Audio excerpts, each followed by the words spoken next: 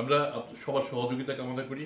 আমি বিশ্বাস করি আমরা দুদক যদি সামান্য একটুখানি ভাইব্রেন্টও হয়ে থাকে, একটু জীবিতও যদি জনগণের কাছে মনে হয়ে থাকে, এই কৃতিত্ব আমাদের না, এই কৃতিত্ব গণমাধ্যমের। এবং গণমাধ্যম আমাদের আমাদের এই এই কৃতিত্ব ধরে রাখতে সাহায্য করবে। আরেকটি প্রশ্ন এসেছিল যে আমরা নিজেরা তো ট্রান্সপারেন্ট হবে সবার আগে, সম্পদ বিবরণী আমরা দাখিল করেছি কিনা কিংবা করবো কিনা ইত্যাদি আমরা সবাই সম্পদ বিবরণী দাখিল করব। আমি আনুষ্ঠানিকভাবে প্রথমত আমার নিজেরটাই আমাদের দুর্নীতি দমন সংস্কার কমিশন, যে সেই কমিশনের হাতে আমি হস্তান্তর করেছি।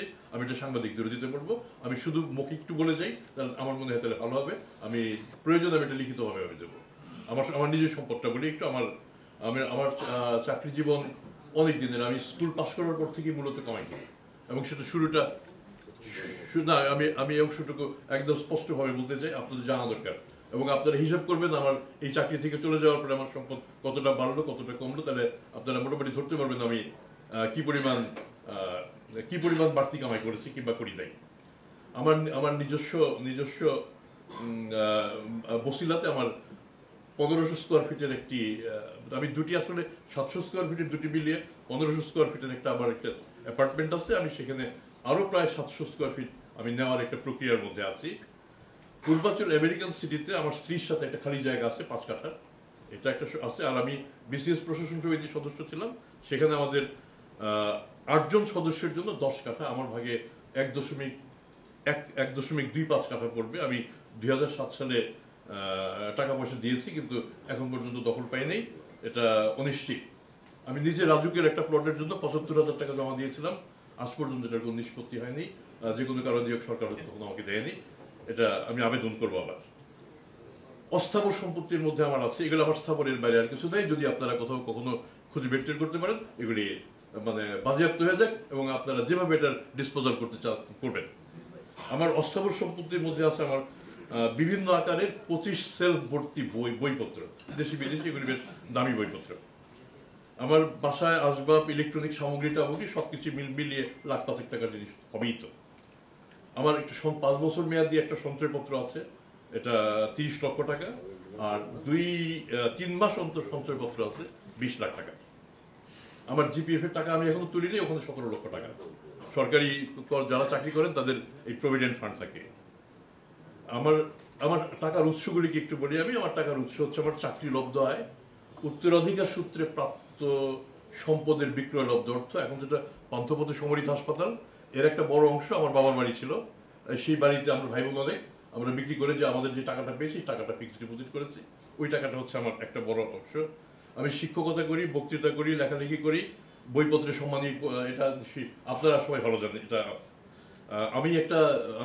আমি 5.5 শতক একটা জমি কিনেছিলাম, এটা বেরিবাদের বাইরে, এটা চট গড়ান বাড়ি মৌজাটার নাম, ওখানে। সেটা বিক্রি করে আমি কিছু টাকা পেয়েছি। আমার হাতে নগদ এবং ব্যাংক মিলিয়ে এখন প্রায় 4.5 লাখ টাকার মতো আছে। এটা হচ্ছে আমার।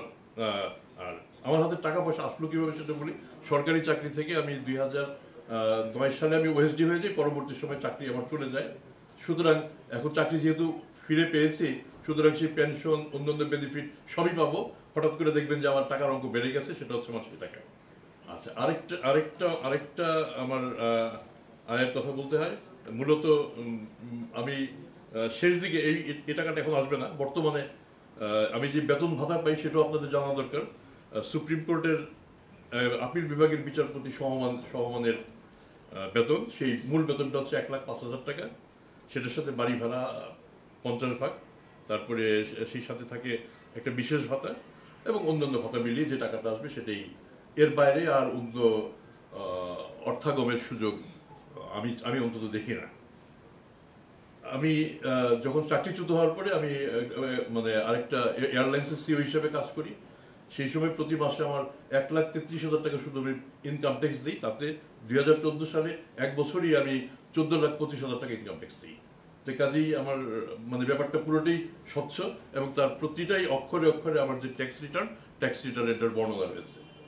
আমার 2 জন সহকর্মীও স্বীকৃতি দিয়ে দেবেন, কাজে আপনাদের জানার আর মানে সমস্যা থাকবে না। আমি এটা বোধহয় আমাদের জানানোটা বিশেষ জরুরি, এবং সেটা আমি জানিয়ে দিলাম। আমি সবার সহযোগিতা কামনা করি, শুধু আমার জন্য না, আমার গোটা কমিশনের জন্য এবং দুদকের ভাবমূর্তি মূলত রক্ষা পাবে। আপনারা দুদকের প্রতি কতটা পজিটিভ অ্যাটিটিউড নেবেন তার উপরে আমরা আপনাদের সাথে থাকবো। অনেক ধন্যবাদ, অনেক ধন্যবাদ। প্রথমেই ধন্যবাদ। আসলে পুরুষ মানুষের বেতন বা আয় জানতে হয় না, আপনি তারপরে জানিয়েছেন, এর জন্য আপনাকে ধন্যবাদ এবং অভিনন্দন। স্যার একটা কোশ্চেন, মানে কথা সবসময় টিআইবি বলে